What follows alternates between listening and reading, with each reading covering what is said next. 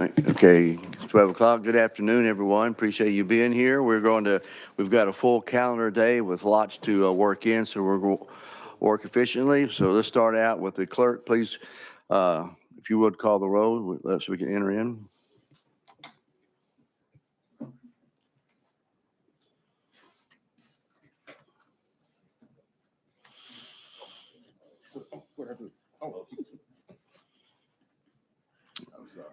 See, Representative Hurt will not be here today. He said one of his daughters is having a baby, so he is West Tennessee. Excuse me, yeah. Mom, Tim Henson not here. Okay. He's having a baby? With his sister. Oh, is it daughter? Okay. All right. Okay. There we go. Okay, his daughter. That's correct. Okay, Madam Clerk, go ahead and call the vote. Mr. Chairman, you have 16 members present. Mr. Chairman, you have a quorum. Okay, thank you very much. Members, anyone have an announcement or anything to say before we begin? Chairman Slater, you're recognized. Thank you, Mr. Chairman. And I would like to welcome today the Tennessee Educators of Color Alliance. If you would stand so that we can recognize you, everyone there we go. Thank you so much for being here. And Mr. Chairman, the Tennessee Educators of Color Alliance is a statewide network dedicated to supporting teacher recruitment, retention, and leadership development. And we have an individual in that group that is very special. Dr. Melissa Collins is the 2023 Tennessee Teacher of the Year. Dr. Collins, if you would stand so we could recognize you.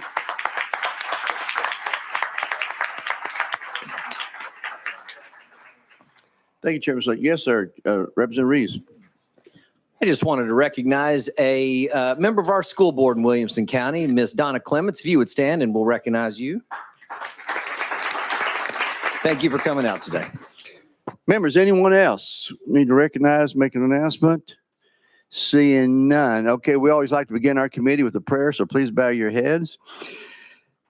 Holy Father, thank you for the opportunity we each have to be here in this committee, and we ask that you give us wisdom, insight, understanding as we make decisions which affect your children, the teachers and the parents and the children of this state. To Christ and we pray, amen.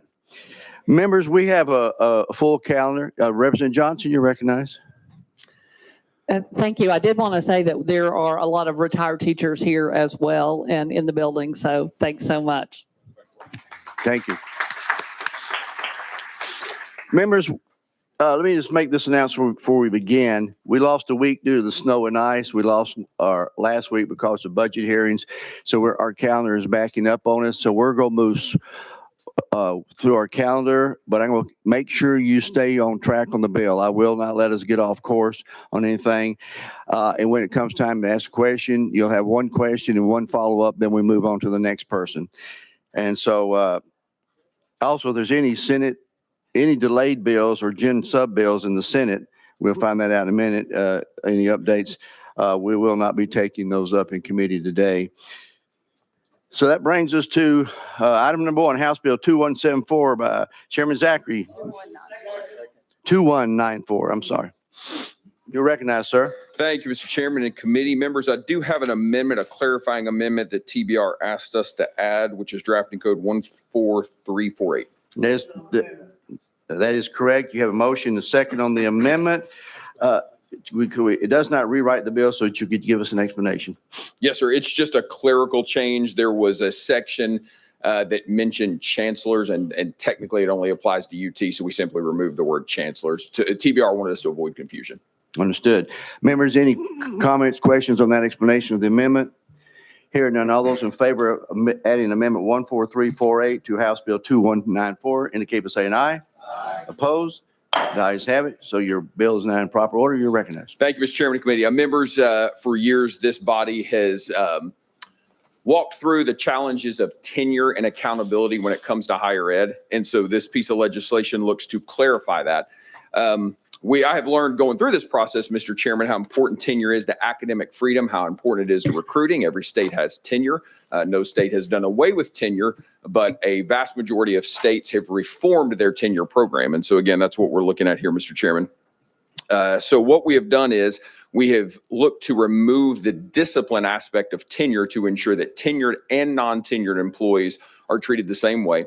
We empower the board of each university to set policies related to discipline.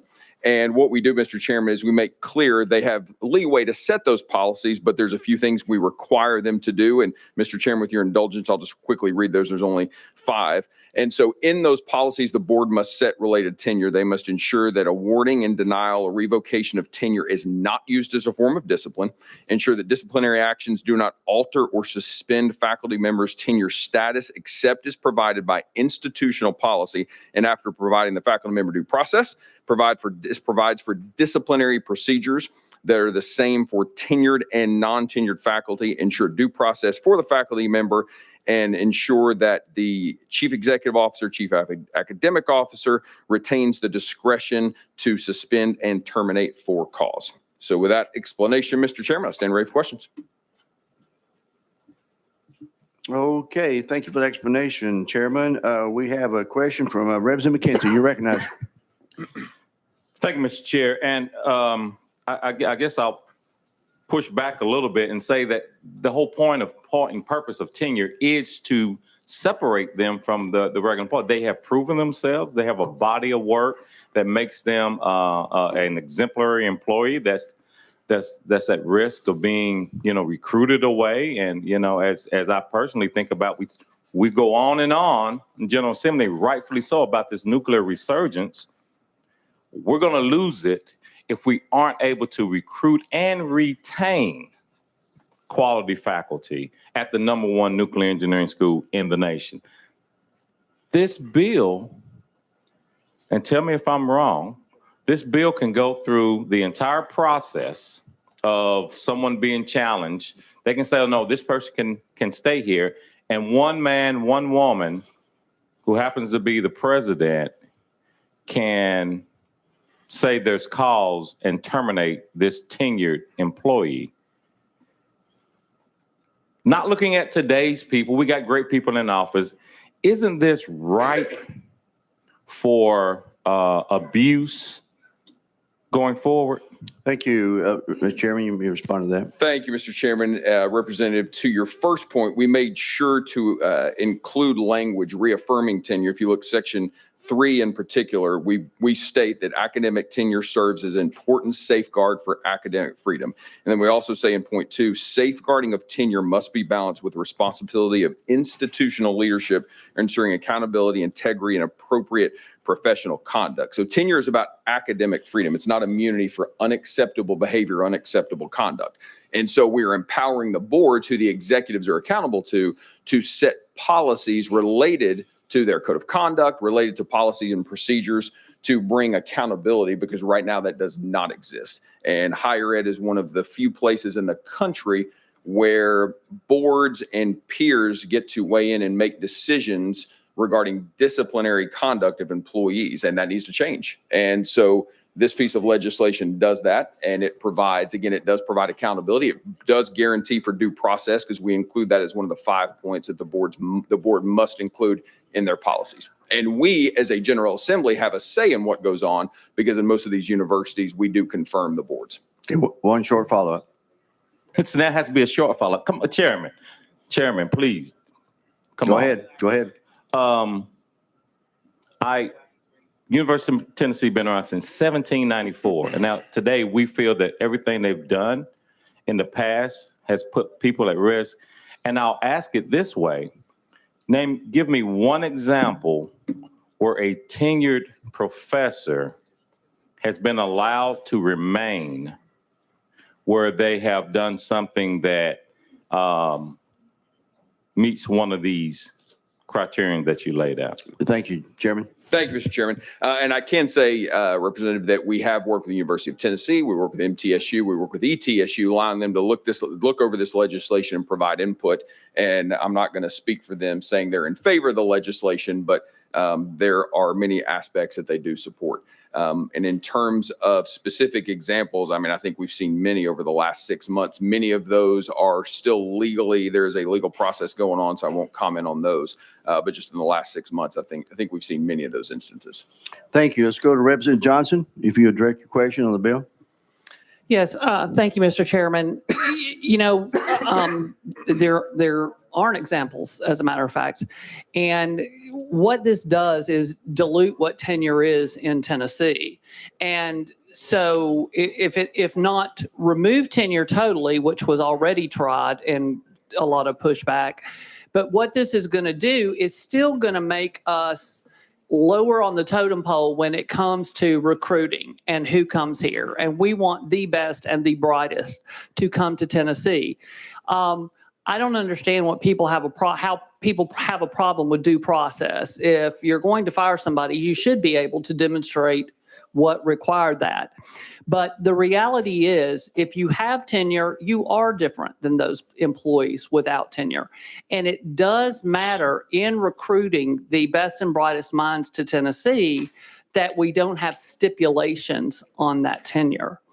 So my concern here is that we are again diluting who is going to come to Tennessee. And we are putting an ideological view out there that didn't exist in universities before. The reality is academia is a different place. And they have been governing since 1794, the university, and doing a good job of it. And all of a sudden there's a problem, makes me question what is the problem that we're trying to solve? Because there's already process. You brought up that there are lawsuits. That means there's a process already. The process is going through its normal procedures.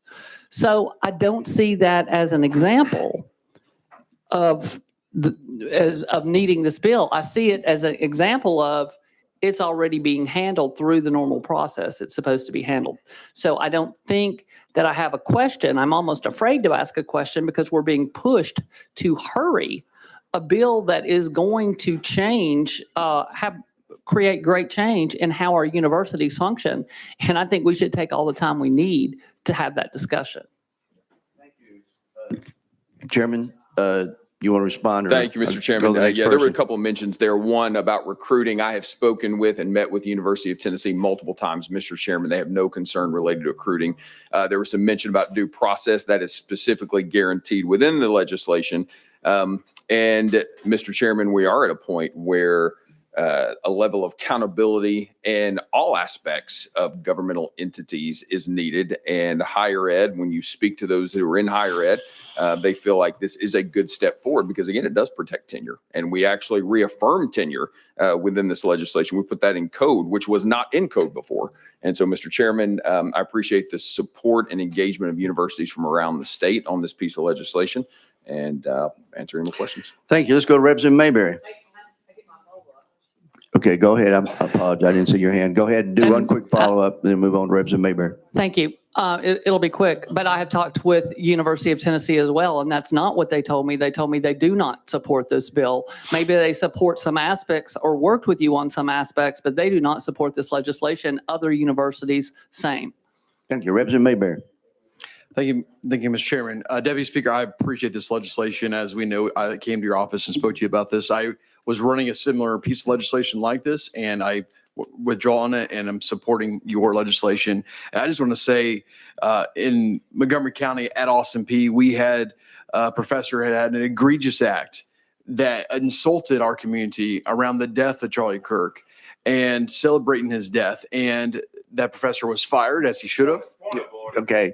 Yeah, okay, hang on. We'll let the, Representative McKenzie, you made your point. Yeah, okay, happening? Representative Mayberry, stay on the bill. Thank you, Mr. Chairman. I apologize. But this legislation would have stopped from that happening. And I just want to appreciate you. And if you could comment to that, would this stop that from happening?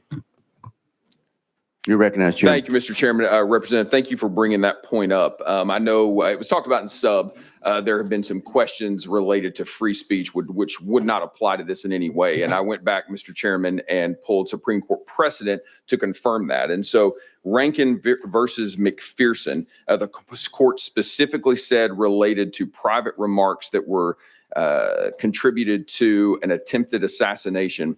The Supreme Court specifically said discipline is allowed if speech reasonably impairs discipline, harmony, or trust in working with close relationships. That was the Supreme Court related specifically to a governmental employee. And most recently, Mr. Chairman, Liverman versus City of Petersburg, the court specifically affirmed employees can be disciplined if a social media post reasonably predicts harm to or moral efficiencies. So the court has weighed in on it related to speech. And to your point, if this had been in place, Austin Peay and the taxpayers would not be on the hook for $500,000, have to work through that process. Thank you, Mr. Chairman. Representative Reeves, you're next.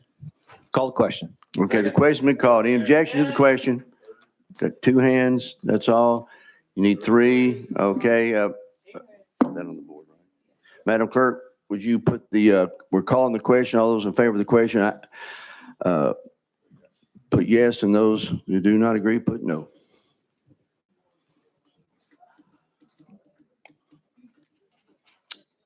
Madam Clerk, take the vote.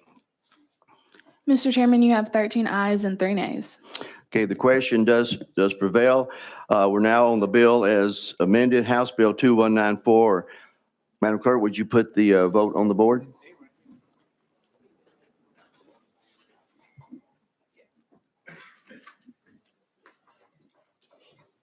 Thank you, Madam Clerk. Would you take the vote? Mr. Chairman, you have 13 ayes and 3 nays. Thank you. House Bill 2194 moves out to calendar and rules. Thank you, sir. Thank you.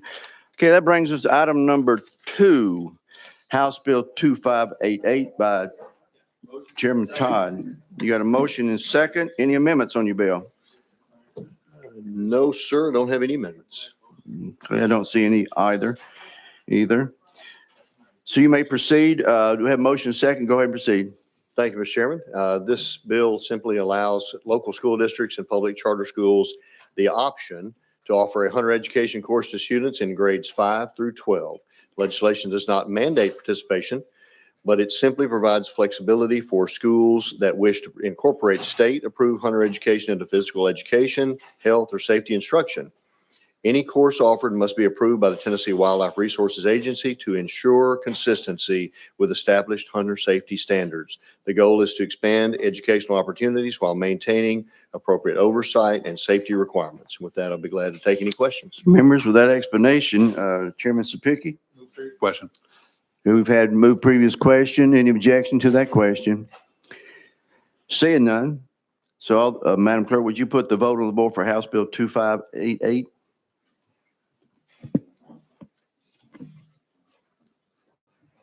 Madam Clerk, take the vote. Mr. Chairman, you have 15 ayes, 0 nays, and 1 present not voting. Thank you. House Bill 2588 moves out to calendar and rules. Thank you, Mr. Chairman. Item number 3 on our calendar today, House Bill 2089 by Representative Powers. You got a motion and a second. You are recognized. This update, if you got an amendment. No amendments. You do have one. One amendment, please. One. It's a 13641 we have on our. Okay, you had a motion second to adopt it. It does not rewrite the bill. Would you explain the amendment to us? Sure. Let me go back and look.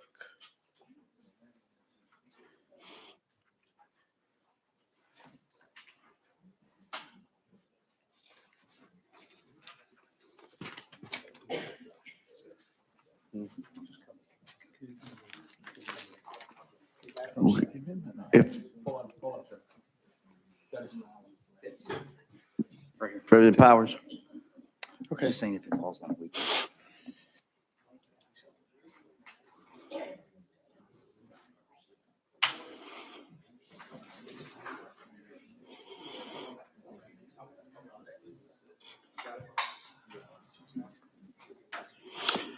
You ready? Okay, we found it. Okay. I think someone else, I think that was put on probably in subcommittee and, sorry, didn't recognize it. All it's saying is, when we were looking at Victims of Communism Day on November the 7th, it just said if it fell on a weekend, that it would be the next day that they have class. That would be the amendment.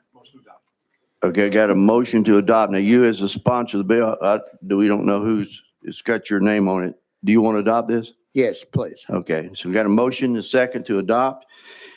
Members, this does not rewrite the bill. Any objection to putting the amendment on the bill? Seeing none. All those in favor of adding Amendment 13641 to House Bill 2089 indicate by saying aye. Aye. Opposed? The ayes have it, and you're on your bill as amended. You may explain. Okay. Thank you, Mr. Chairman. Yeah, House Bill 2089 requires that each LEA and public charter schools shall recognize November the 7th of each year as Victims Communism Day to honor the people who have fallen victim to communist regimes all over the world. Over 100 years have passed since the formation of the first communist government under Lenin, leading to decades of oppression and violence under communist regimes throughout the world. However, many young people have been misled into believing that socialism and communism is preferred when it is actually in conflict with our treasured principle of equality, which aims for equality of rights for individuals. House Bill 2089 requires each LEA and public charter school that provides a world history geography course to high school students enrolled in a LEA or public charter school shall provide the students enrolled in the course with at least 45 minutes of instruction on Victims of Communism Day. And that is where the amendment had failed, because if November the 7th had fallen on a weekend, then it would be the following day. And so with that, Mr. Chairman, I renew my motion. Thank you very much. Representative McKenzie, you have a comment you want to make or question on this particular aspect of the bill? One statement he made, I'm trying to find where, I may have been just a mistake. I don't think socialism or the anti-socialism is part of this bill. Everything I see is directed at communism. So I'm assuming that that piece of it is not pertinent to what's going to be instructed. That might be a bill you bring next year. But my question to you is, isn't this like another mandate that we're putting on our teachers who already have a lot of people talk about educational freedom. We talk about all these burdens, and here we are adding burdens to our teachers who are already overburdened with all the things we're putting on them to do during the course, tracking the times that they test and all this. So this to me seems to be, if there's a book, we go through the textbook organization to try to make that communism principles a part of that book, and it's part of the normal education. But to have 45 minutes of instructions forced on them when they have a curriculum that they're already developing seems a bit heavy-handed and not necessarily going to advance our kids and make us one of the top educational states. So thank you, Representative. You want to respond to that? Well, I would just, yes, thank you, Mr. Chairman. I would just say that I know, and I'm sure you probably do too, so many kids that come out of high school, out of college, that believe in communism. I mean, it is not anything that they've heard about. They've not heard of the atrocities that have been committed throughout the years by communist governments. And I don't think a burden of one class, just one classroom of talking about communism and socialism would really be a burden on any teacher. I think that they would be glad to let the kids know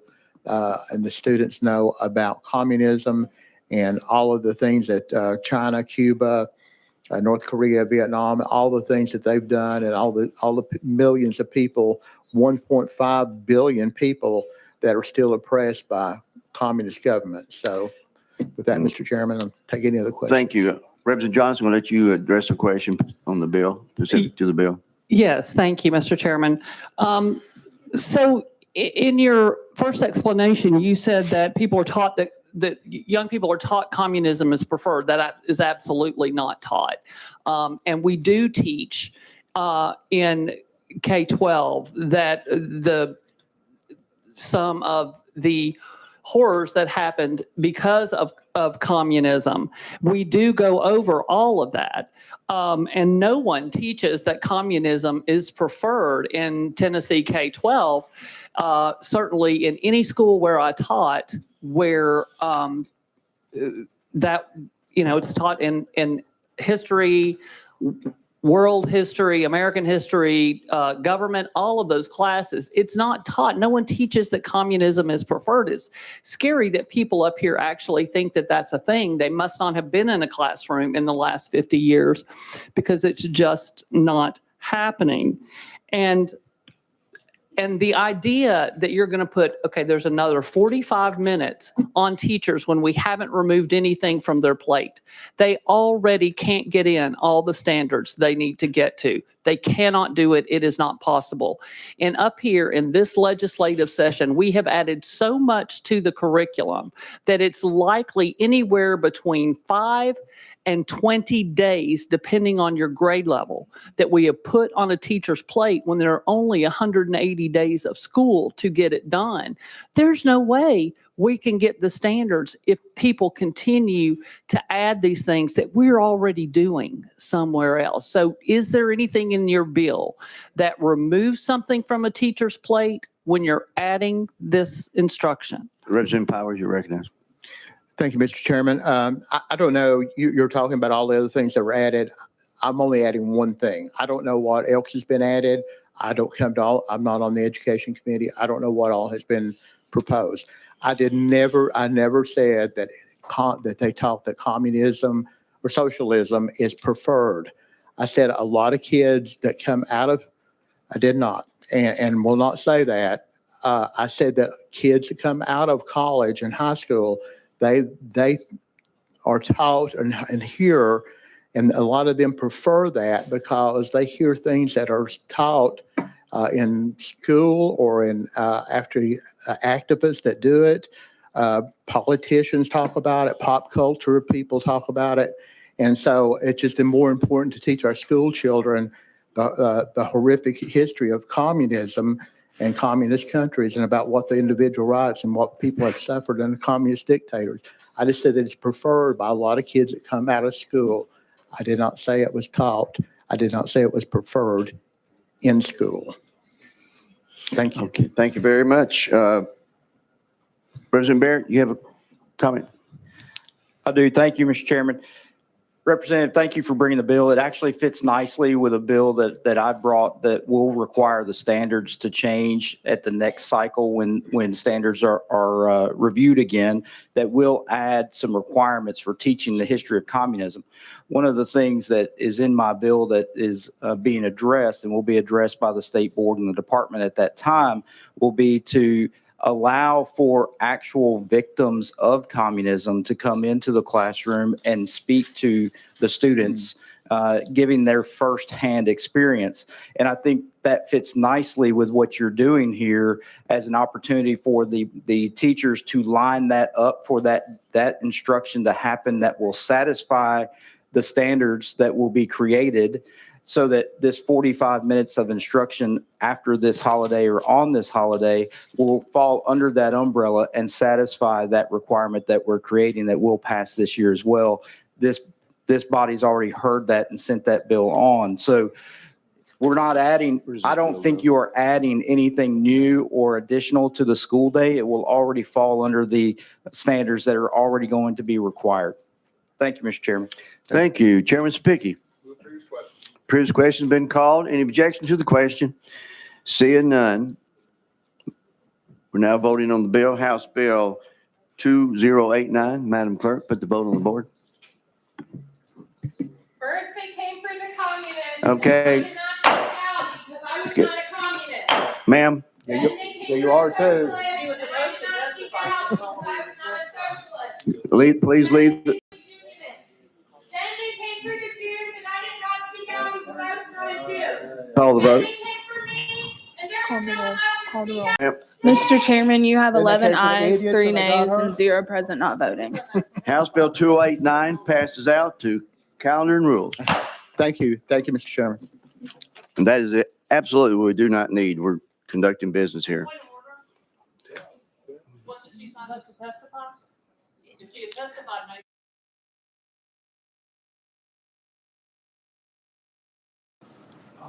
The chairman the chairman does not have to recognize. We had enough discussion on the bill. Okay, we're going to go to item number. Yeah. I think we had majority opinion. Okay, thank you. Okay, Representative McKenzie. Representative McKenzie. Act like adults in the back of the room too with all that stuff that y'all don't hear. Rushing us through. Oh, man. Y'all gotta get the electric, that is. Okay, members, we're now moving on to item number 4. It is rolled for 1 week. Let me give that bill number. That is House Bill 1834, rolled for 1 week. We're now on item 5, House Bill 1818 by Representative Russell. You got a motion and a second. Any amendments that we need to consider? Thank you, Mr. Chairman and Committee. I do have an amendment. I show 014362. Make sure we got the right one. That is correct. So this amendment rewrites the bill. Is that correct? Yes, sir. Okay, members, any objection to adding the amendment to the bill for proper discussion? Hearing none. All those in favor say aye. Aye. Opposed? Okay, Amendment 14362 is added to the bill. You may now describe your bill. Thank you, Mr. Chairman and Committee. House Bill 1896, as amended, requires a local school board of education that provides transportation facilities to students who live more than 1.5 miles by the nearest accessible route to provide transportation for all students who live more than 1.5 miles by the nearest accessible route from the school to which they are assigned by the school board and in which they are enrolled unless transportation is prevented due to road conditions or transportation or the child's residence. It also requires a local education agency to notify the parents or guardian of a child for whom transportation cannot be furnished of the potential for the parent or guardian to receive payment. For that explanation, Chairman Speaking, we'll come to you. Thank you, Mr. Chairman. So clarification for the bill sponsor in your amendment, which I believe you have rectified our issue that we had before about the 1.5 miles. So if I understand your amendment, that if a district chooses to pick up all the students, including those within the 1.5 miles, then they have to pick them all up. If they choose to not pick the ones up within 1.5 miles, they still have to pick up everybody else. Is that correct? You're recognized. That's correct. Thank you, Mr. Chairman. Representative Johnson, you're recognized. Okay, thank you, Mr. Chairman. That might have cleared it up. So my question was, how does this change? So it changed because it's within the 1.5 miles, correct? You're recognized. So it's outside the 1.5 miles. And what happened was the Attorney General had an opinion that said if you pick up a group of kids outside that 1.5 miles, you had to pick them up all up. So this codifies that Attorney General's opinion. Representative Johnson, did you have a follow-up? I think I understand. Okay, and I appreciate you, your amendment. That was a concern we did have in subcommittee on this. Members, other questions of the sponsor of the bill, House Bill 1818? I see no more questions. Any objection to us calling the question? Hearing none, Madam Clerk, would you please put the vote on the board for House Bill 1818?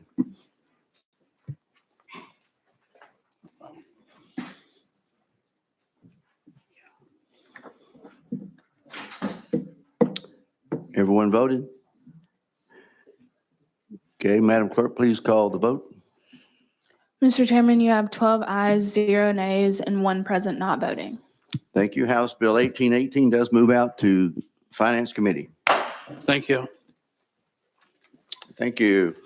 Okay, let's go to item number 6. By Representative McCammon, 1527. You're recognized, sir. You got a motion and a second. And give us any amendment that you may be wanting to add to this. Yes, Mr. Chairman, good afternoon, members. I have drafting code 013172. That is correct. Motion, you got a motion and a second on that. It does rewrite the bill. Members, any objection to us adding it to the bill for proper discussion? Seeing no objection, all those in favor of adding 13172 on to House Bill 1527, please indicate by saying aye. Opposed? The ayes have it. You may now scribe your bill. Thank you, Mr. Chairman. Members, what this bill does is simply require the LEAs to adopt an age-appropriate K through 12 curriculum on combating human trafficking, prevention, and awareness. And with that, I stand ready for any questions. Okay, we're ready for questions. Representative Johnson, you had your hand up first. Go ahead. So the difference with the amendment is that that said human trafficking children, correct? And that removed children. Does that mean we're going to talk about human trafficking adults as well? Representative McCollum. Thank you, Mr. Chairman. It's addressing human trafficking in a general topic from an age-appropriate, grade-appropriate level from K through 12. And so it removed where it said child to mean anybody. Oh, I'm sorry. Representative Johnson, you recognize. Go ahead and ask your question. Did you get it? I did not. Can you Okay. repeat, please? So initially in the initial language, it only the discussion was only child trafficking. Now the discussion is going to be any kind of trafficking child or adults. Is that correct? Thank you, Mr. Chairman. That is correct. Okay. Further discussion, we're on House Bill 1527. I see your fiscal note is not significant on that. So continued discussion on the bill that Representative Coleman has before us. Question's been called. Any objection to the question? Hearing none. All those in, yes. Madam Clerk, take the vote.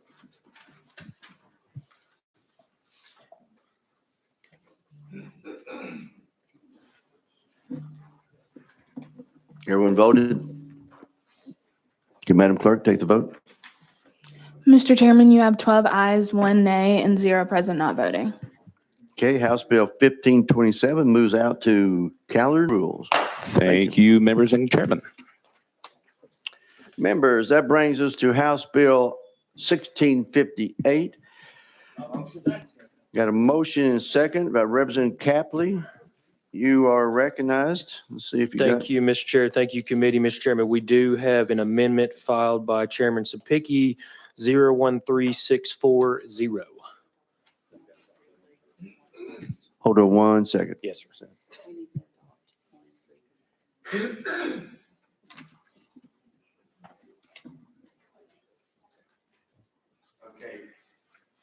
Let's back up a little bit. We have Amendment 1, which is 13321, which does rewrite the bill. You got a motion and a second to adopt 13321. Any objection? All those in favor say aye. Aye. Opposed? The ayes have it. Now, are we back in order for the House Amendment 13640? It does not rewrite the bill. You got a motion and a second. Now, Chairman Sapicki, this is your amendment? Yes, sir. Would you please explain it to us? The amendment that we just put on before this was broad to encompass all teachers seeking licensure in English language, in social studies, civics, endorsements. This amendment was keeping in spirit with it of just those seeking an initial license.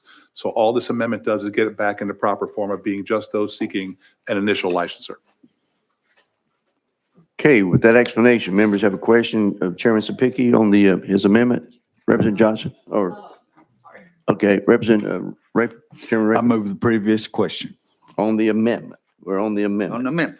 Yes. Okay. Any objection to moving the amendment? Hearing none. All those in favor of adding 13640 onto the bill indicate by saying aye. Aye. Opposed? The ayes have it.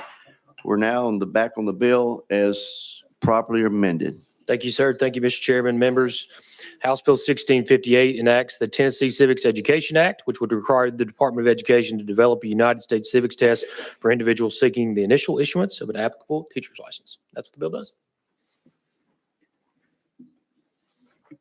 Okay, I need to make one correction. Without objection, we're going to roll the two amendments we put on together for one amendment. Representative Johnson? Yes, so I guess my question would be, what questions are on the civics test that wouldn't be on any of the tests that teachers have to take to teach social studies, history, government, civics, any of the praxis tests? What questions are on that test that aren't on all the other tests that they have to take? Representative Capley? Thank you, Mr. Chairman. Representative, it would be the same questions that the students have to take to pass the class. And you think those? Your follow-up, go ahead. You think those questions aren't in the test that they have to take in order to teach those subjects?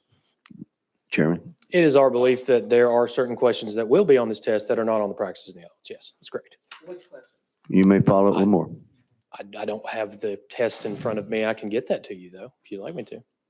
I'd love to. Maybe we can all take it here. No. We could. Hey, and if Okay, we can thank get a you. 70, we'll all pass it. We're off section. All right. Any further discussion on? We need some civics. Is that it? Okay. I have no one else on the list to ask the question. So any objections to the question being called? We're on House Bill 1658. Okay, no objection. Madam Clerk, would you put the vote on the board for House Bill 1658?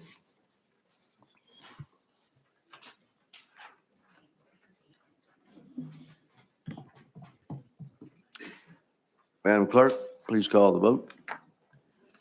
Mr. Chairman, you have 11 ayes and 2 nays. Okay, House Bill 1658 does move out to finance. Thank you, Mr. Chair. Thank you, committee.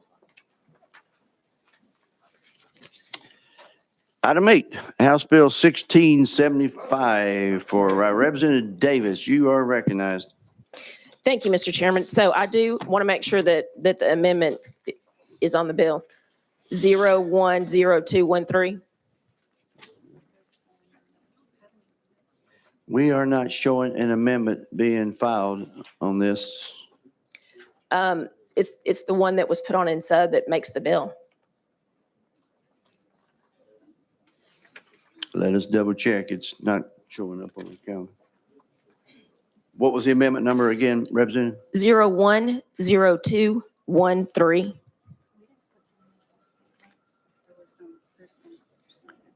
Or is that just the drafting code? Is that the drafting code? Yeah, Okay, all right. it's not the amendment. Thank you. So it looks like you have a bill without an amendment, so you have a motion second on your bill. Go ahead and explain your bill. Okay, thank you, Mr. Chairman, because in speaking to the Senate sponsor, I thought that we were going to add one, but we're good. I appreciate you moving this forward. Essentially, what this legislation does, it allows a salary schedule to be set for school nurses that have, that hold a valid license to practice. They also have to have a bachelor's degree, and then also are nationally certified school nurses by the National Board of Certification of School Nurses. And it allows them to come into and have the same salary schedule as teachers that have zero experience, but with the same bachelor's. Thank you. This was a bill that came out of sub, which I thought was very commendable. Members, discussion on the bill by Representative Johnson? Yeah. So before, what were they making? Because I thought that's where they were. So that's scary stuff. Well, and Representative Davis? I'm sorry. Thank you. I appreciate that. In looking at the fiscal note, there's only about 62 nurses that this is applicable to statewide. And of those, there's only about maybe close to 30 that are not meeting and making that salary amount now. So it will help to raise their salary. The others are making more than that. And so even if they don't have that accreditation, that national accreditation, whatever salary they are, this legislation will not impact that salary in any way. I just want to make sure that people are clear. It's for those that are coming in, that they would start out at that base level that teachers would. Yeah, thank you. I guess, I'm used to Knox County who does it. And so Yeah. it's interesting to find out that there were some folks who weren't there. Thank you. Thank you. Okay. Chairman Raper, you're recognized. I move the previous question. Okay, previous question has been called on House Bill 1675. Any objection? Hearing none. Madam Clerk, would you put the vote on the board?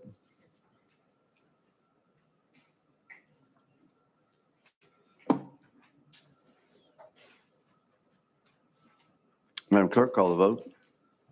Mr. Chairman, you have 13 ayes and 0 nays. Thank you. House Bill 1675 does move out to finance. Thank you. Item number 9, House Bill 1853. Representative Renault, you have a motion and a second. Do you have any amendments that we need to consider? I put it on during subcommittee. Do you want me to verify the amendment? If you verify the number, please. 13318. That is correct. It does rewrite the bill, so is there any objection to adding the amendment to the bill for proper discussion? Hearing none, all those in favor say aye. Aye. Opposed? The ayes have it. So your bill is amended. You may now describe your bill. Thank you, Chairman and Committee. Last session or last year, we took an important step in removing red dye 40 from the school nutrition programs. And what we've seen since then is really encouraging. We have seen manufacturers already move forward on their own to continue to reformulate, and the vendors are also adapting and already making new selections. So really removing the rest of the petroleum-based food dyes is what this amendment does. And we can see that it's already very practical and workable because so many other places are doing it. I spoke to another nutritionist in another state that completed this last year, and they've had no problems with adjusting and no increase in cost for them to comply with that. So this bill will just build on the success we already had with the red dye 40 bill, and it expands it to include yellow number 5, 6, blue 1, 2, and 3. These additives don't add any nutritional value to foods. They're simply there for color. And so safer alternatives already exist, and we are seeing manufacturers already move forward. You may have seen this, I guess it was last week, Target also announced that they were going to remove all their synthetic food dyes from their cereals. Last year, Walmart also agreed in their 4 brands that they're selling. They are moving forward and removing these artificial dyes as well too. So what this does is people are asking for this, and we're seeing that manufacturers are complying, and I do not anticipate any challenges with the food vendors also being able to do this. We met with the Department of Education. There are no issues from them on this legislation. And then this, the compliance is August 1st, 2027. And I'll just note that the federal requirement for what they've already laid out is January 1st, 2027. So we are giving them several more months to comply for vendors to make those changes, but also it allows them to extend through or to go through whatever their existing contract is. So with that, I ask for your support on the bill. Thank you very much. And as we open it up to questions from the committee, let me just start out. We're all concerned about healthy foods for our children. My concern, are we patchworking Tennessee when there's a larger issue out there that our school districts, are we making creating any of an additional burden on our districts when they buy food from companies that are outside of Tennessee, so they don't really have that control. So that would be my first question is, are we putting an additional burden on our schools right now? And would it be better to wait more on, see where we're going down the road? And also we've got another bill that's out there that requests a study and when we should line those up as we move forward. Would you like to respond to that? Sure, I'll be glad to. There are already regulations on food safety and nutritional information that already exist in a patchwork environment. For example, California eliminated many different additives in their foods way before we did, and they've had no problem getting compliance in their state with those issues. So this has not affected other states who have done this. Again, I believe it was either West Virginia that already has complied with this in their school nutrition program, have had no problems with complying with the getting manufacturers or vendors who have been able to provide foods that are that meet the requirements and remove the artificial dyes with natural occurring ones.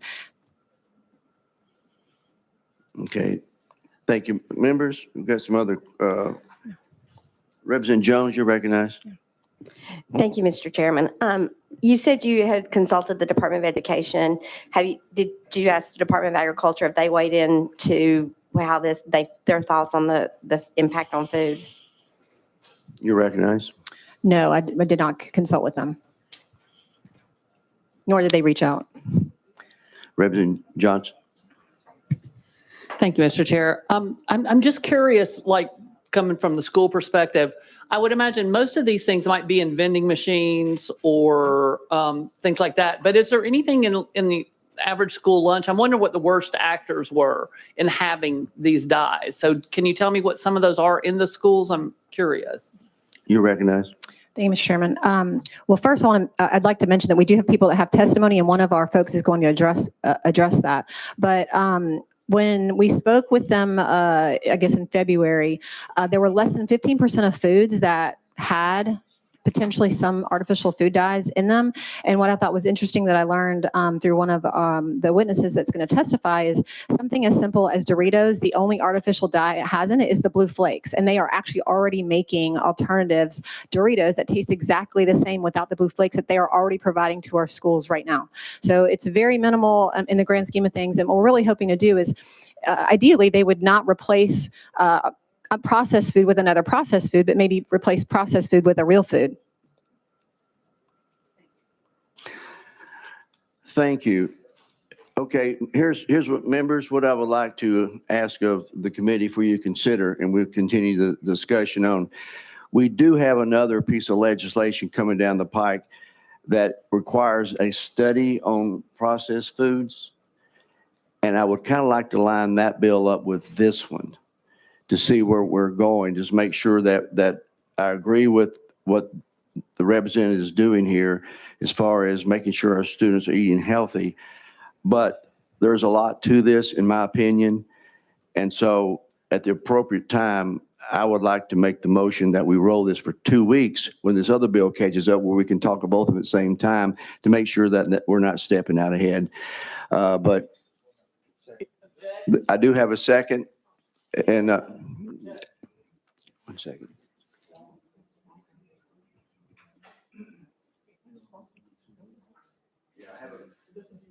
Made the motion yet. I was just putting out for the committee to consider. I will make them. Okay.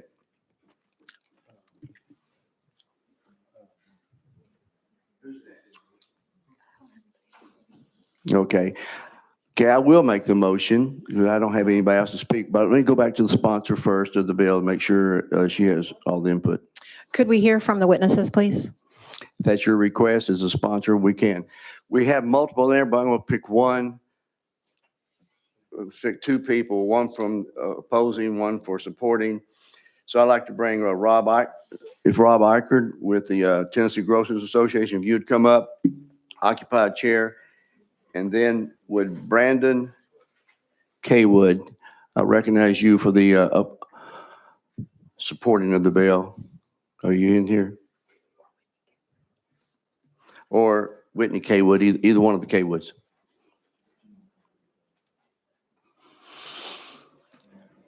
Okay, thank you. So without objection, we're out of session.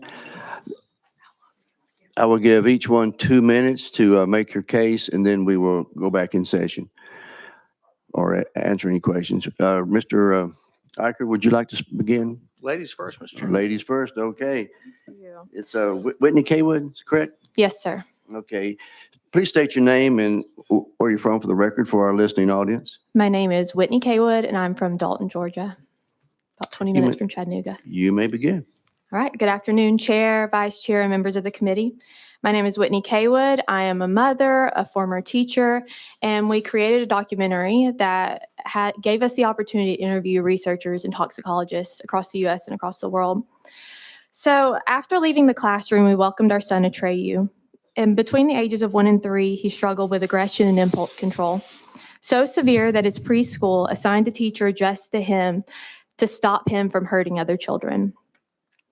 We tried therapy, we consulted doctors, but nothing worked. What changed everything for us and for him was removing synthetic dyes from his diet. Within 48 hours, he became calm and emotionally regulated. At first, we thought his sensitivity was rare, but a Facebook group I started now connects 937,000 families reporting similar or worse reactions to synthetic dyes. In my son's class, 3 out of 16 children have neurologic reactions to dyes. Scientific research supports what parents are seeing.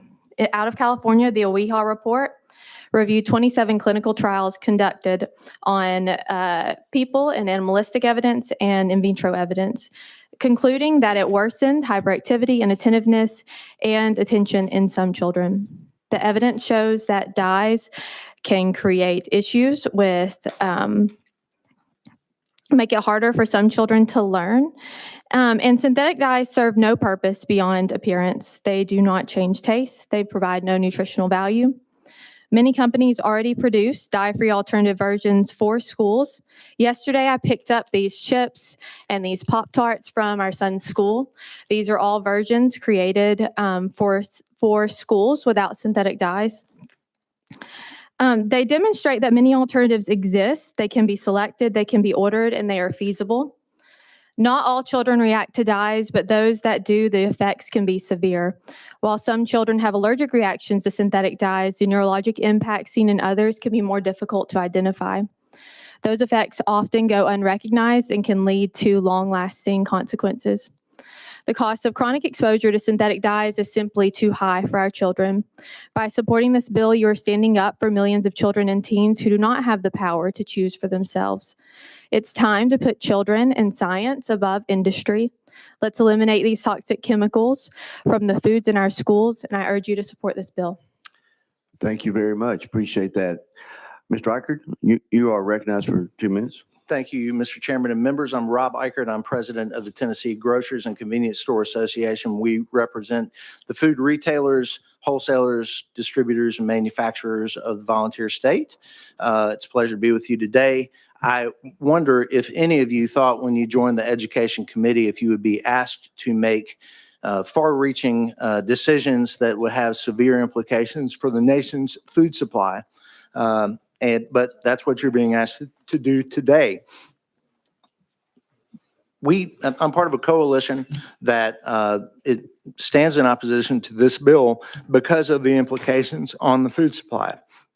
We do not oppose at all the reasons behind this legislation. It is right and proper to be looking at what goes into our foods, and especially food that goes into our children's mouths.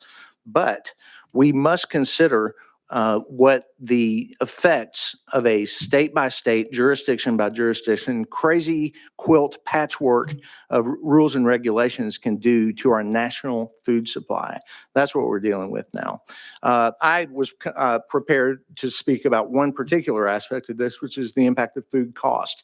We do have representatives here from the Consumer Brands Association who can tell you about what's going on nationally toward the objectives of this bill, and also from the Food Ingredient Safety Coalition who can tell you the facts about the dyes that are addressed in this legislation. But I want to tell you quickly that we have measurable facts now that demonstrate that legislation like this increases the cost of food. Last year, there was a spate of MAHA bills in a few states, Louisiana, West Virginia, Texas, and we know that those bills have increased food costs in those states. I have an article here from the National Review that is entitled "State Level MAHA Regulations Will Lead to a Spike in Grocery Prices," study finds. There's a recent study that demonstrates that legislation like this that is localized can contribute as much as 12% food inflation. Food cost is an important issue right now. And we really urge you to take precaution before you vote for legislation that could increase the cost of a basket of groceries. I'm very pleased to see that we have some food right here on the table that is already being manufactured to the specifications of this bill. It demonstrates that this bill is not necessary, that these things are happening already, and they're being managed at the national level by RFK, and that it gets to our mutual goal of healthier food with a national standard. Thank you. Very much, both for consideration, your explanation. We have a couple questions while we're out of session. Chairman Baum. Thank you, Chairman White. Some of you all know I teach economics at MTSU, so I'm interested in the economics of this. We've got a couple of bills that deal with the cost of food and the cost of groceries to eliminate the state sales tax on those groceries and food to make it more affordable for Tennesseans. But it sounds like this bill would move in the opposite direction by making some of that food more expensive, simply by making the distribution process more complicated. It's more complicated if you've got 50 different states with 50 different sets of requirements than maybe a national requirement. So I was wondering if you could comment on the advantages of maybe a national standard for these dyes, if they are a concern and we need to remove them, maybe doing that nationally versus each state having its own laws and regulations, and in particular, how that would affect whether a national standard would be a cheaper way to achieve the same ultimate objective. Mr. Riker? Yes, thank you, Representative Baum. That's exactly the point that I was hoping to make, that a patchwork quilt of solutions is just going to drive up costs. We've already seen it. It's been measured. And we have an actual study that demonstrates that this will just exacerbate the problem. You're right that those tax bills that are before the General Assembly this year are an acknowledgement that food costs are way too high right now. And it would not be advised that we do anything to make that situation worse. With one standard, the companies that manufacture food in our national food chain will know exactly what to do and what set of rules to go by. If we change the rules for the Tennessee School Nutrition Program, it adds to what West Virginia did and their own specifications, and the unique bill in Texas and the different thing they did in Louisiana. And before you know it, they don't know what they can do. And this, as an economist, you'll know that this can contribute to higher costs and even food scarcity. You want to follow up? I think just in conclusion, we want to find ways to make groceries cheaper, not more expensive. We also want Tennesseans to be healthier. And if some of these dyes are unhealthy, then we want to address that at the same time. And it may be the most efficient way to do that, to do both things at the same time through a national standard. Thank you. Thank you. I have a few more while we're out of session. Representative Barrett, would you like to make a comment? Question? Thank you, Mr. Chairman. I may have a series here if you'll allow just a little back and forth. Mr. Riker, thank you for being here. No back and forth. Just okay. Actually, sorry, Sam. No special treatment. Yeah, I've already put the ground rules. One follow up. Thank you, Mr. Chairman. Well, let me ask this question then with one follow up. Then, Mr. Riker, you stated that if this bill were to pass, that it would threaten the food system, the food supply for this country. Mr. Riker?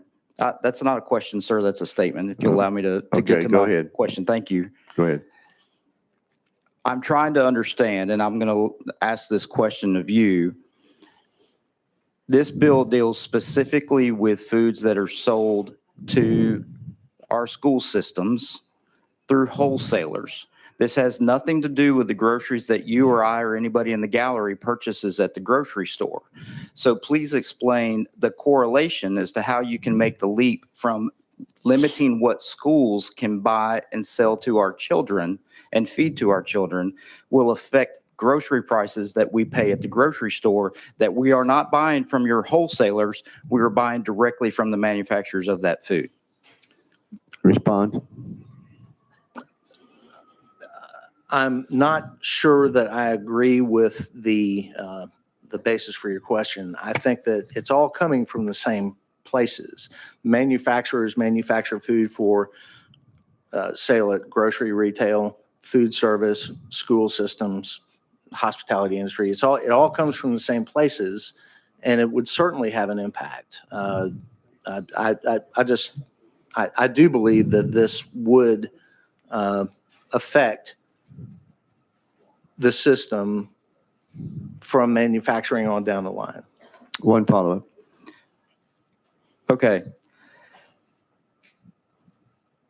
As we've already demonstrated that there are products that are being produced currently that would satisfy this rule, and I think you just referenced West Virginia. There may be others that already have laws in place to this effect.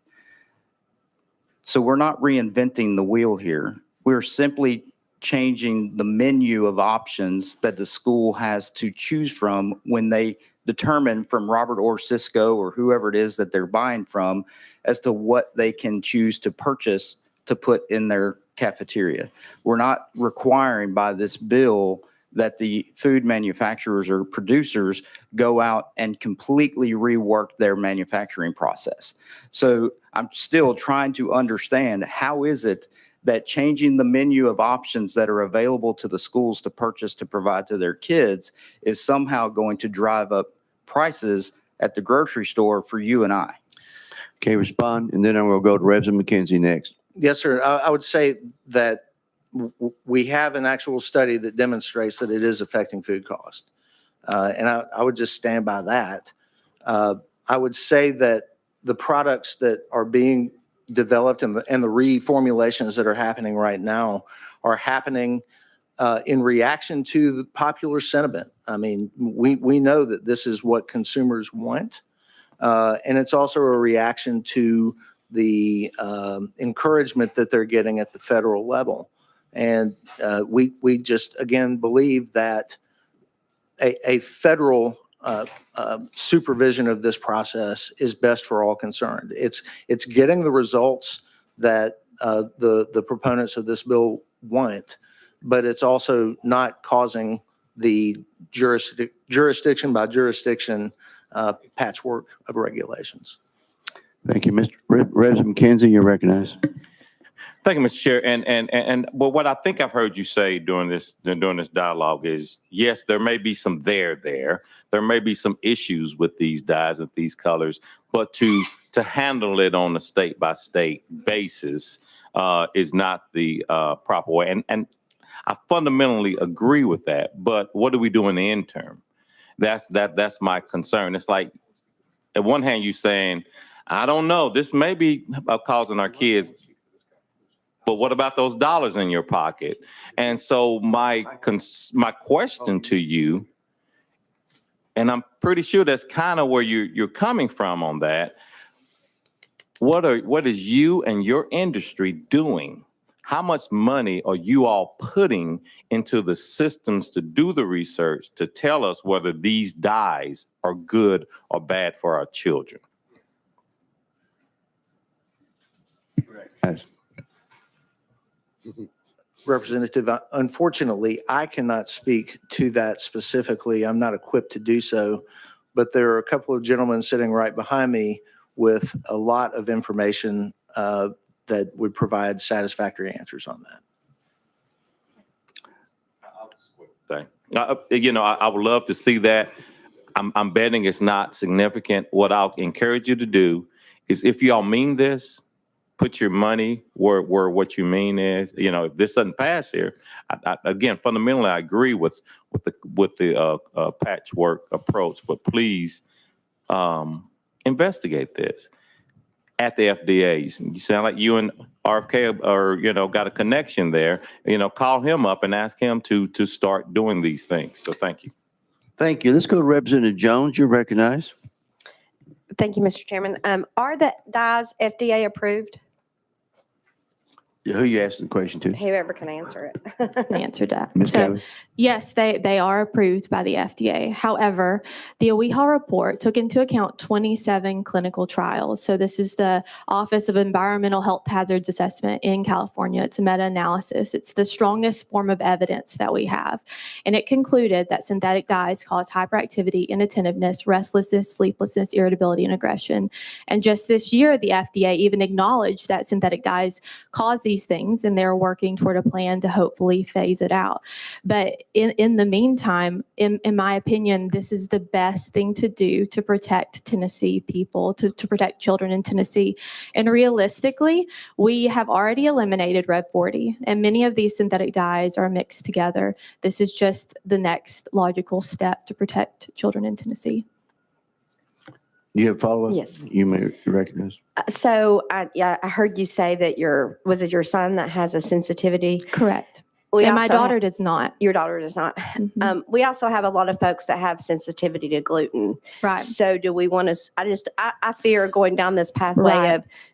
of banning things that we have sensitivity to. I would, the You recognize? difference between a sensitivity like that, and I can relate to this because I'm actually allergic to wheat and dairy, so I have a lot of allergies, true allergies, histamine allergies. Whenever I consume wheat or dairy, I have an obvious reaction. My son, when he consumes synthetic dyes, you don't see it. It's a neurologic reaction. So we could have thousands and thousands of children who are having neurologic reactions to synthetic dyes.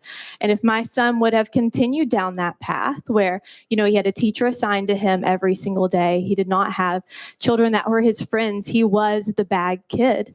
And realistically, when we removed synthetic dyes, we saw exactly who he really was, who God created him to be. Now he's in a gifted program, he's in a STEM program, he's learning German in a German immersion program. He is not a behavior issue at all. We don't have an IEP, he's just a normal child. But we would have never known that because this is an invisible reaction, which is why we feel like an ingredient like synthetic dyes is realistically not needed. It is something that industry uses to brightly color our food. It's not something that our children need nutritious, like in their nutrition. It's just something industry uses to make our food look beautiful, but it's at the risk of children like my son. Not all children react to synthetic dyes, but the reality is if we continue to serve foods with dyes in our schools, we're almost playing Russian roulette. We don't know if your child is reactive, if the child that has been labeled ODD could possibly be reacting. Of course, it doesn't account for all behavior in schools, and I'm quite aware of that. I'm a former teacher, but it does account for some. Thank you. Thank you. Let's go to Representative Johnson. Thank you. Each of you cited studies. So if you could give me the names of those studies, I'd really appreciate it. Ms. Kaywood, you want to go first or you need it to her later? Yes, I can go first. The OEHA report is out Would of you California. spell that? OEHHA. So it takes into account 27 clinical separate trials within that meta-analysis. Thank you. Mr. You're Eichert? Representative, the study that I was citing from this National Review article, it was done by the Policy Navigation Group. It's a consulting firm. The study concludes it's reasonable to assume that similar impacts would be replicated in states that adopt comparable food regulatory requirements to Louisiana, Texas, or West Virginia. If the laws are enacted, consumers across the country could face at least 12% increase in annual grocery costs in the coming years. But Thank you. can I Yeah. see like their and all of that? It sounds like I can see methods. Thank you. Thank you. I can probably find it. Thanks. Okay. You finished? Okay, Chairman Spicki? Thank you, Mr. Chairman. According to April 22nd, 2025, the U.S. Department of Health and Human Services is trying to phase out petroleum-based synthetic dyes. Petroleum-based synthetic dyes, which are on the list of what the representative is talking about eliminating from our schools for our children. And we're arguing that. Petroleum-based food dyes that we're feeding to our children that the state is sanctioning right now. It seems absurd to even have this discussion that why wouldn't we be protecting our children? Now, we have an obligation to make sure that we're putting the healthiest step forward for our kids. We just passed a bill on recess. We just passed a bill on the presidential physical fitness. We have passed a bill last year on the red dye. I believe that's correct, right, Representative? And now we're taking the next logical step to provide a healthy environment for our children to eliminate petroleum-based dyes. When you say it out loud, what are we even talking about? Why are we even debating this? I'm off. My position is this. I will do everything I can to protect the children of Tennessee from harm. And if the federal government is trying to eliminate petroleum-based dyes for our children, why in the world wouldn't we do it? And maybe, and I've been part of this before, maybe because you create a commerce question, maybe we can get Congress to do their job and pass something at the federal level. maybe the state's taking action to create a hodgepodge of commerce issues across the country will force our congressmen and senators to do their job and create uniform policy in commerce again. I hope we vote on this bill, ladies and gentlemen here, because I want to vote yes to protect our children. Thank you, Mr. Chairman. Thank you. Thank you. And that's all I have. So thank you all very much for coming up and expressing your positions on the bill. We're on House Bill 1853. Members, we're back in session. At this point, I will come back to the sponsor, then I'll make a comment, and then we'll move on. You're recognized. Thank you, Mr. Chairman. I just want to say that if we want cheaper food, we need to cut taxation, not health standards. In the study that Mr. Eichert referred to in the National Review, I want to just counter that because, again, like I stated earlier, many of our country's largest processed food makers have already started to remove these artificial dyes, and they've already absorbed any price increase that would have come with that. And this has been, again, West Virginia and Louisiana, where the school districts have already done that. There has been no discernible price increase in the food beyond already national inflationary figures, which the USDA recommended would be 3% in 2026. And that was already based on anticipated trends in monetary policy. So this is really a non-issue. And I'll mention that Canada already has these standards with the foods, and they already have companies who produce the foods to go to Canada and to the US, and they're occurring in the same exact factory. So really, for our school districts, the ones that we've spoken to, they have said that really it is just a matter of choice, that we just need to allow the schools to make that choice, and we can mandate them to do that. I respectfully ask that we call for a vote on this, and I'll be at the committee's will, however that vote falls. Thank you. Thank you. Appreciate the sponsor on this. Members, before I call anybody else have a question to the sponsor? Okay. Okay, here's what I like to do. I'm one of 19 people. I will make a motion if you can vote yes or no. My only concern, I'm not against your bill. I'm supportive of what you're trying to do. But I want to make sure we don't patchwork things with bills. We got another one coming up in a couple of weeks. I would like to see what that one's going to do and line them up, because for us to pass a bill here and a bill there, I just want to make sure that we're doing this right. So my motion is this, members. I would like to roll this bill 2 weeks so that the other bill can catch up to us, and then we'll have a complete discussion on this. Like I said, I'm not opposed to the bill. I just want to make sure we're doing it right. And with that motion, I do need a second. I do have a second. Okay, the motion's before us. Any objection to the question being called on the motion? Okay, if you vote, you can vote yes for the motion or no if you do not agree. Madam Clerk, put the vote on the board.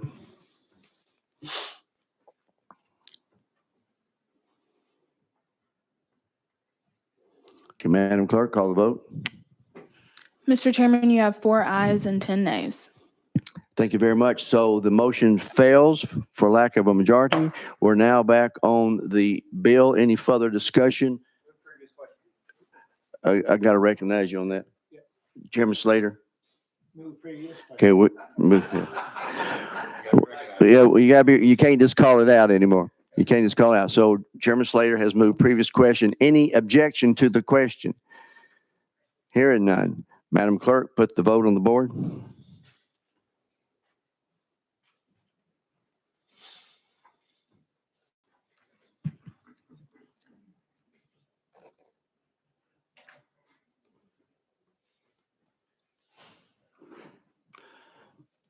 Madam Clerk, call the vote. Mr. Chairman, you have 8 ayes, 0 nays, and 6 present not voting. Okay, that is a majority. So House Bill 1853 does move out to calendar and rules.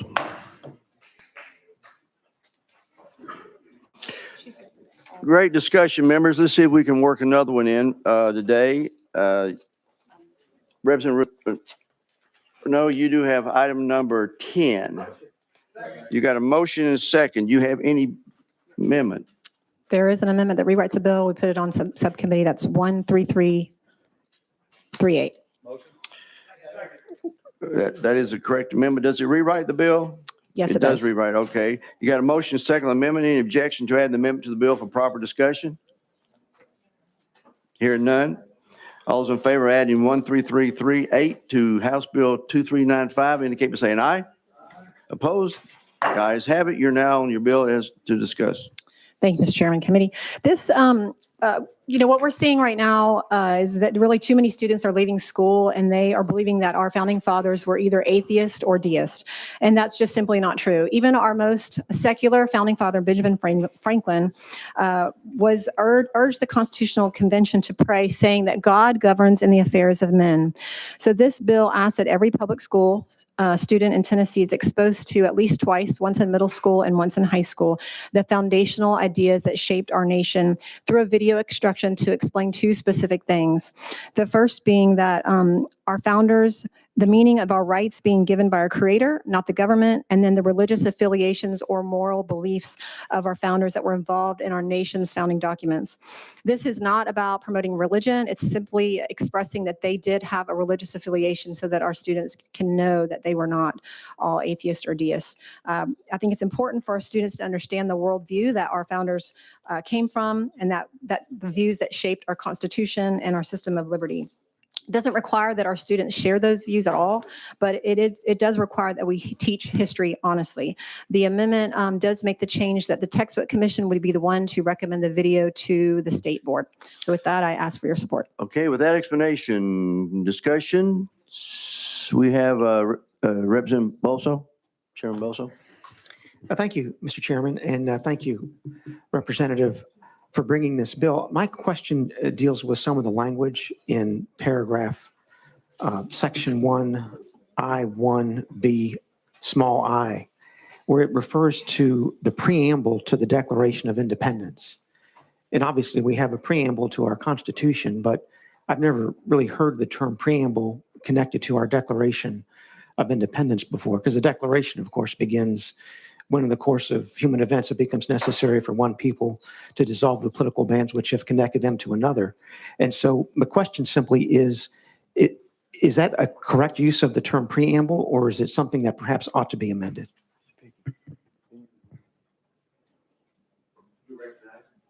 That's a good question, Representative. I did not notice the preamble. I don't necessarily think it deters from the what we're trying to do in the bill as far as recognizing the part of the Declaration of Independence that we would like for students to be taught. You have a follow-up, Representative Boso? Yes, Mr. Chairman, would you have any objection if the bill were amended so that that provision simply said, quote, the Declaration of Independence and the meaning and purpose behind the purpose of the quote, and then it goes on with, we hold these truths to be self-evident, because I do not think it would be appropriate for us as a legislative body to pass this particular bill in this form unless someone could educate me as to whether the term preamble has historically been applied to the Declaration of Independence. I've just not heard that before. Thank you. Would you like to respond? I can go to legal. She can also give us without objection, we're out of session. Legal, if you will respond to the question that Representative Boso has. Thank you, Mr. Chair. Katie Robertson, Legal Services. There is a preamble to the Declaration of Independence, and it is quoted in the bill as we hold these truths to be self-evident, that all men are created equal, that they are endowed by the Creator with certain unalienable rights, that among these are the life, liberty, and the pursuit of happiness. Thank you. Any question to legal? Seeing none. We're back in session. Representative Mayberry, you have a question? You're recognized. And I do want to get to Leader Camper down here before we leave. So Yeah, question on the bill. Go ahead. Question on the bill. Oh, you okay? Yes. Thank you. Thank you. Do we have three hands for ejection? No, you do have three. Okay, we'll put previous question on the board. All those in favor say of the previous question, vote aye, and the or no.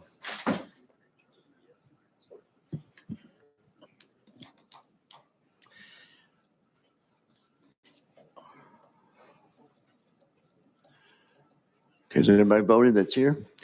Okay, Madam Clerk, please call the vote. Mr. Chairman, you have 13 ayes and 3 noes. Thank you.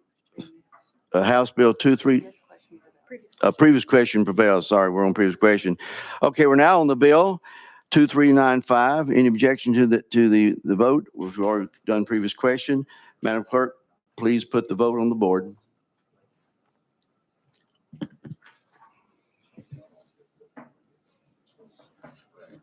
Madam Clerk, call the vote. Mr. Chairman, you have 13 ayes and 3 nays. Thank you. Members, House Bill 2395 goes to calendar and rules.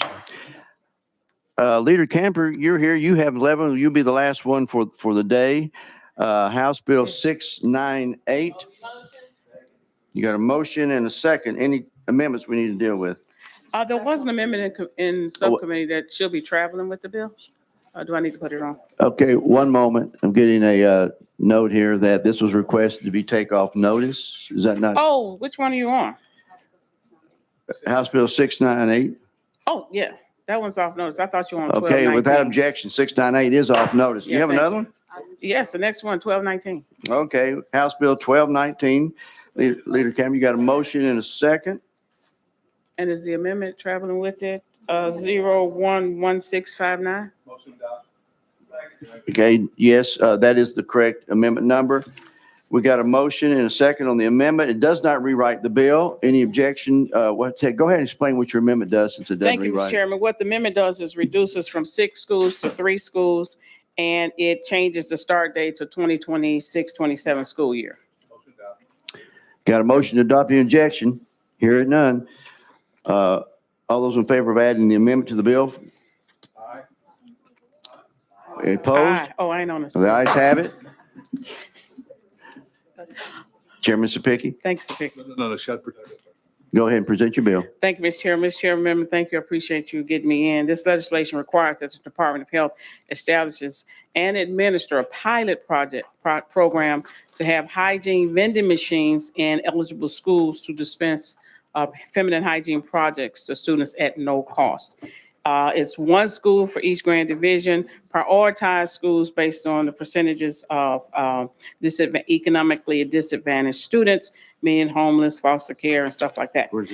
And it allows for nonprofits, churches, Office of Facebook to donate the products to the vending machines. Thank you, Mr. Chairman. Appreciate your support. Okay, members, with that explanation, any questions of the sponsor? Chairman Sapicki? Question's been called. Any objection to the question? I don't see any. Madam Clerk, would you put the vote on the board for House Bill 1219?